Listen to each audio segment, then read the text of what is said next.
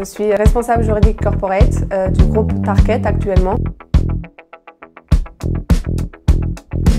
Donc, je suis en charge des sujets de droit boursier, des droits des sociétés, je regarde aussi des sujets de financement et assurance.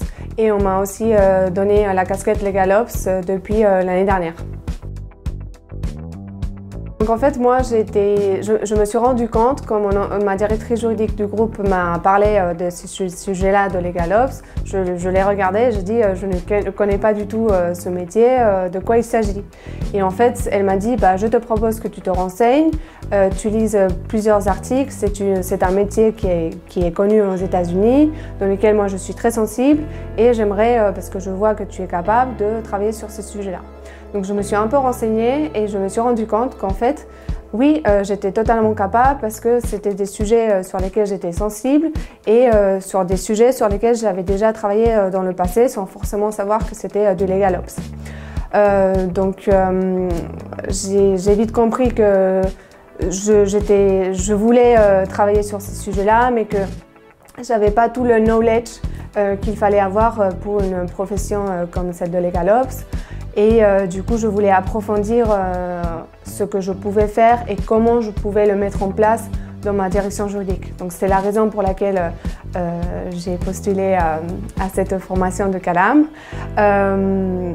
D'autant plus qu'elle était gratuite et du coup, je n'allais pas avoir des contraintes au niveau de mon entreprise pour pouvoir y participer. Donc je trouvais ça top. Alors j'ai trouvé les sessions très intéressantes, ça te donne un bon aperçu des différents sujets que l'on peut retrouver au sein d'une fonction LegalOps. Et en plus de ça, ce que j'ai vraiment apprécié, c'était qu'on créait en même temps un réseau LegalOps, soit avec les personnes qui participent à la formation, soit aussi avec des intervenants qui venaient faire leur retour d'expérience. Donc j'ai trouvé ça très enrichissant. Et j'ai vraiment apprécié. Alors tous les moments étaient très bien. Ce que je trouve aussi génial, c'est qu'après les formations de LegalOps, on a toujours un moment dans lequel on boit un verre tous ensemble et on peut continuer à discuter sur nos expériences respectives en tant que LegalOps ou même en tant que juriste, parce que c'est vrai qu'il y a beaucoup de personnes qui sont là, qui sont uniquement juristes, mais qui s'intéressent au sujet de LegalOps et qui ont aussi la double casquette comme moi. Alors je dirais en un mot que mon expérience a été passionnante.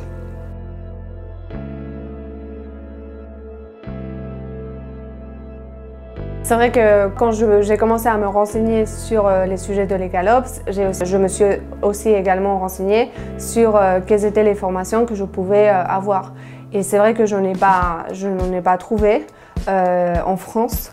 Calam, je suivais Calam depuis un petit bout de temps parce que j'avais déjà contacté Émilie pour avoir aussi son avis sur tous les sujets de LegalOps, pour savoir comment est-ce que je pouvais les mettre en place au sein de ma direction juridique, qu'est-ce qu'il fallait que je fasse. Donc quand elle a proposé la formation, je n'ai pas hésité une seule seconde à m'inscrire parce que vous êtes spécialisé dans ces sujets-là et en plus de ça, la formation était gratuite. Donc, je savais que je n'allais pas avoir de contraintes vis-à-vis de mon entreprise pour pouvoir y participer.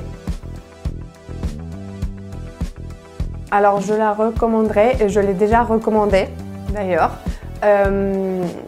aux personnes qui veulent faire une formation LegalOps et qui veulent aussi créer un réseau et qui veulent aussi créer un réseau mais aussi une petite famille en même temps que tu fais la formation LegalOps.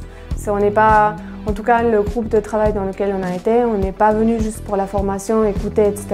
On a vraiment pris le temps de se connaître et je trouve ça très agréable quand tu es dans une formation de connaître les gens avec lesquels tu l'as fait. Et même, c'était pas juste à notre niveau, c'était aussi au niveau des intervenants. Donc j'ai trouvé ça top.